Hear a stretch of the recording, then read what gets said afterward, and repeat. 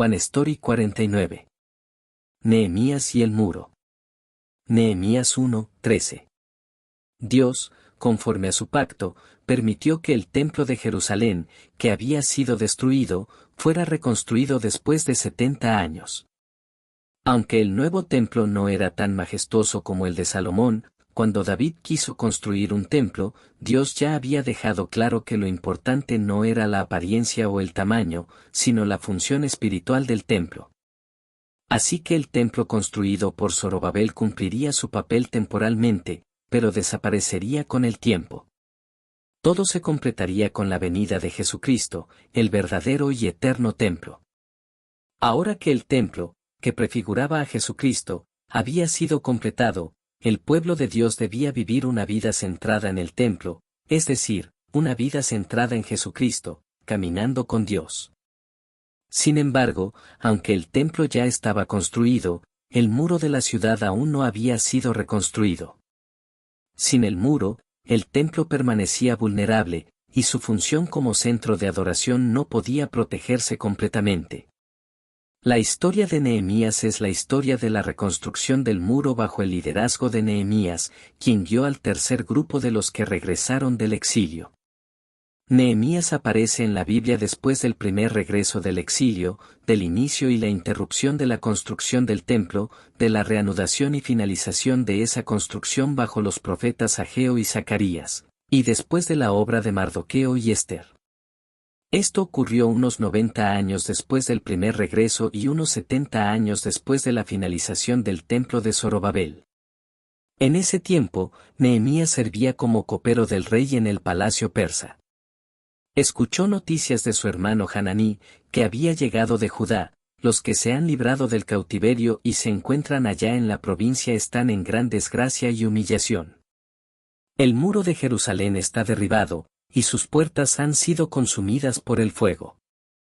Más exactamente, el muro estaba derribado y las puertas habían sido quemadas por el fuego. Nehemías ahora enfrentaba una elección. Aunque era descendiente de exiliados, tenía un alto cargo dentro del imperio persa. Habían pasado unos 140 años desde la caída de Jerusalén y la destrucción del templo, así que probablemente Nehemías había nacido en Persia y dominaba su idioma y cultura. Desde una perspectiva humana, era una figura muy prometedora. Si Nehemías hubiera sido un hombre de este mundo, no habría sentido curiosidad por la situación de Judá y Jerusalén, ni habría preguntado por ella. Pero Nehemías era un hombre de Dios. Era un ciudadano del reino de Dios. Al escuchar esta noticia, lloró, hizo duelo por varios días, ayunó y oró delante de Dios. Clamó al Dios del cielo, grande y temible, que guarda el pacto y el amor con quienes lo aman y guardan sus mandamientos, confesando sus propios pecados y los de sus antepasados. Se aferró a la promesa del pacto que Dios había dado por medio de Moisés: si ustedes son infieles, los dispersaré entre las naciones. Pero si se vuelven a mí y obedecen mis mandamientos, aunque sus exiliados estén en los confines más lejanos del cielo, de allí los reuniré y los traeré al lugar que he elegido para establecer mi nombre. Nehemías oró con fervor por la gracia de Dios. Finalmente, Nehemías habló con el rey de Persia: si al rey le parece bien, y si este siervo suyo ha hallado gracia ante sus ojos, envíeme a la ciudad de Judá donde están los sepulcros de mis padres, para que yo la reconstruya. Por la buena mano de Dios sobre él, Nehemías recibió un permiso especial del rey, junto con cartas de salvoconducto y cartas para obtener madera para la reconstrucción del muro. El rey incluso envió oficiales del ejército y caballería con Nehemías. Cuando el pueblo de Dios tiene un propósito bueno para su reino, Dios mismo actúa. Y cuando Dios es quien actúa, todo prospera. Después de llegar a Jerusalén, Nehemías inspeccionó personalmente la situación para verificar si era cierto lo que había oído. Entonces dijo a los oficiales: ustedes ven la situación en que estamos, Jerusalén está en ruinas, y sus puertas han sido consumidas por el fuego. Vengan, reconstruyamos el muro de Jerusalén, y así dejaremos de estar en desgracia. Nehemías compartió cómo la mano de Dios había estado con él y lo que el rey le había dicho. Entonces el pueblo respondió, manos a la obra. Y así comenzaron esta buena obra con todo su esfuerzo. Finalmente, empezó la reconstrucción del muro. Nehemías registró los nombres de todos los que participaron en la obra. Liderando el trabajo estaban el sumo sacerdote Eliasib y sus compañeros sacerdotes. Comenzaron reconstruyendo la puerta de las ovejas, colocaron sus puertas y construyeron el muro hasta la torre de los 100 y la torre de Hananel, dedicándolo al Señor. Cuando Nehemías y los líderes comenzaron a reconstruir el muro, lo supieron Sanbalat el horonita, Tobías el oficial amonita y Gesem el árabe. Se burlaron de Nehemías y de los líderes, ridiculizándolos. Dijeron, ¿qué están haciendo? Se están rebelando contra el rey. Ya estaban muy molestos de que alguien hubiera venido a procurar el bienestar de los israelitas. Pero Nehemías les respondió con valentía, el Dios del cielo nos dará éxito. Nosotros, sus siervos, comenzaremos la reconstrucción. Pero ustedes no tienen parte ni derecho ni memoria histórica en Jerusalén. Aún así, los enemigos continuaron burlándose de ellos. ¿Qué hacen estos judíos débiles? Van a restaurar su muro, van a ofrecer sacrificios, van a terminar en un solo día. ¿Acaso podrán revivir las piedras de esos montones de escombros, calcinadas como están? Y Tobías añadió, lo que están construyendo, hasta una zorra que suba lo derribaría. Nehemías puso esta burla en manos de Dios en oración, escúchanos, Dios nuestro, porque somos despreciados, ellos te han provocado a ir delante de los constructores. A pesar de las burlas, el trabajo continuó hasta que el muro alcanzó la mitad de su altura. Los enemigos estaban furiosos y conspiraron juntos para atacar Jerusalén y crear confusión. Nehemías oró a Dios y puso una guardia de día y de noche para enfrentar la amenaza.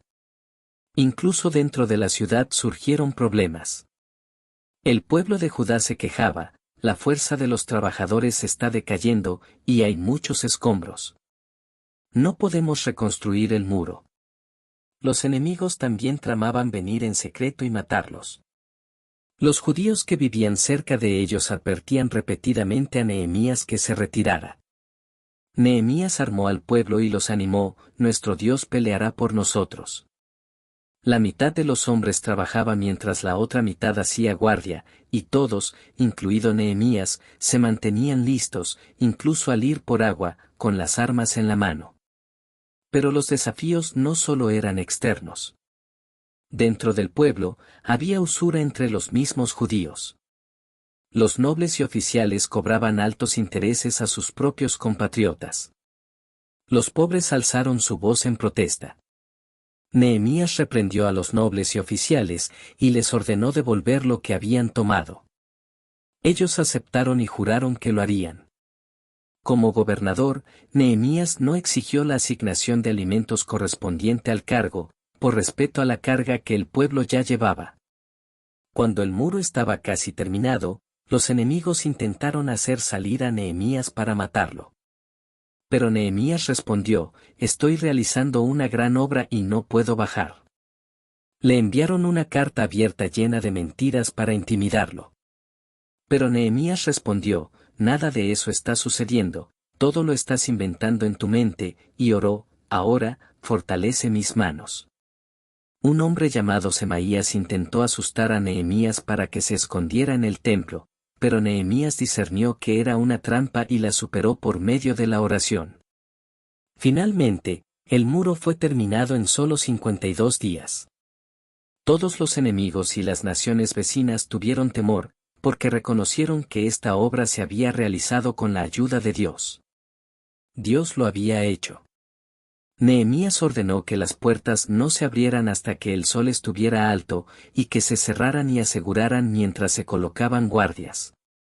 Los sacerdotes, levitas, porteros, cantores y todos los israelitas se establecieron en sus propias ciudades.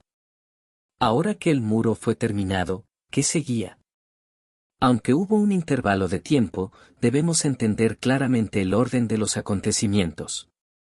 A lo largo de toda la historia de Israel, Dios demostró que no había esperanza en los reinos de este mundo. Finalmente, Israel pereció. Fue muerte. Pero mediante el regreso del exilio, Dios permitió que su pueblo comenzara una nueva vida, centrada en el templo, centrada en Jesucristo.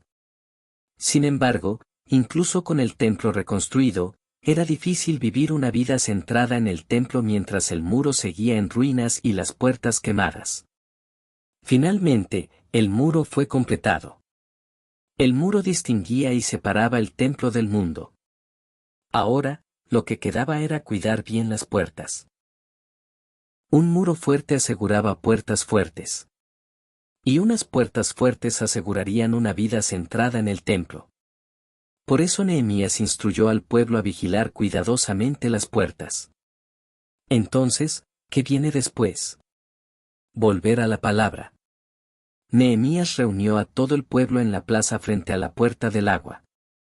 Esdras el escriba se paró sobre una plataforma de madera especialmente preparada y leyó el libro de la ley de Moisés, que Dios había mandado a Israel.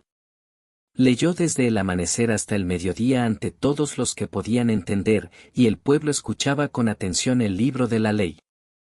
Los levitas ayudaban al pueblo a entender la ley. Al oír la palabra, el pueblo lloró, y luego se alegró grandemente comiendo, bebiendo y compartiendo entre ellos, porque habían comprendido las palabras que se les habían leído. Al día siguiente, los jefes de familia, junto con los sacerdotes y levitas, se reunieron con Esdras para aprender de la palabra de Dios. Al darse cuenta de que era tiempo de celebrar la fiesta de los tabernáculos, celebraron la fiesta con gran alegría. Esdras leyó del libro de la ley cada día, desde el primer día hasta el último. Luego ayunaron, se vistieron de cilicio y se echaron polvo sobre la cabeza, separándose de los extranjeros. Pasaron una cuarta parte del día leyendo el libro de la ley y otra cuarta parte confesando sus pecados y adorando a Dios. Los levitas se pararon en las gradas y clamaron a Dios en alta voz, confesando, «Solo tú eres el Señor». Confesaron la historia de Israel, desde Abraham hasta el Éxodo, el camino por el desierto y el cuidado de Dios en Canaán, reconociendo su continua rebelión. Admitieron que se habían convertido en esclavos en la tierra que Dios les había dado por causa de sus pecados, e hicieron un pacto firme, sellándolo. Registraron los nombres de los que sellaron el pacto y el contenido de su compromiso. Aunque guardar el pacto no garantizaba la salvación, estaban haciendo su mejor esfuerzo para no volver al pecado. Los que deseaban vivir en Jerusalén. Ahora las residencias del pueblo se organizaron con el templo en el centro. 1/10 parte del pueblo fue escogida por sorteo para vivir en la ciudad santa de Jerusalén, y todos los que voluntariamente ofrecieron vivir allí fueron bendecidos por el pueblo. Aunque Jerusalén era buena para la vida espiritual, también era el lugar más peligroso en tiempos de ataque. La Biblia registra los nombres de los que vivieron en Jerusalén, enfocándose en sus representantes, y enumera los nombres de los sacerdotes y levitas. De la misma manera, en la Nueva Jerusalén celestial, los nombres del pueblo de Dios estarán todos registrados. Reunieron a los levitas de todos los lugares para dedicar el muro de Jerusalén con cantos de acción de gracias, con címbalos, arpas y liras, celebrando con alegría. Separar y organizar según sus lugares. El papel del muro es la separación. El muro es necesario para proteger el templo y para vivir una vida separada del mundo. Por eso, separaron a los amonitas y moabitas que estaban entre ellos, conforme a la ley de Moisés. Nehemías corrigió la situación en la que los levitas no podían permanecer en sus funciones porque no estaban recibiendo sus porciones correspondientes. Reprendió a los oficiales y restauró el sistema para que los levitas pudieran volver a sus deberes. Mandó que se guardara el día de reposo correctamente, impidiendo que los forasteros vendieran mercancías en sábado y expulsando a los que se quedaban fuera de las puertas de la ciudad antes del sábado. Reprendió y maldijo a quienes se habían casado con mujeres extranjeras, incluso golpeando a algunos y arrancándoles el cabello como advertencia. Esto fue porque Salomón se había arruinado por casarse con mujeres extranjeras. Incluso un nieto del sumo sacerdote Eliasib se había casado con una hija de Sanbalat el horonita, así que Nehemías lo expulsó. En todos estos asuntos, Nehemías oraba continuamente a Dios. Ahora, con Jesucristo como el verdadero templo en el centro, rodeado por el muro, viviendo una vida separada del mundo, el pueblo de Dios revela a Dios por medio de su vida santa. El celo de Dios por su pueblo y su historia de amor continúan.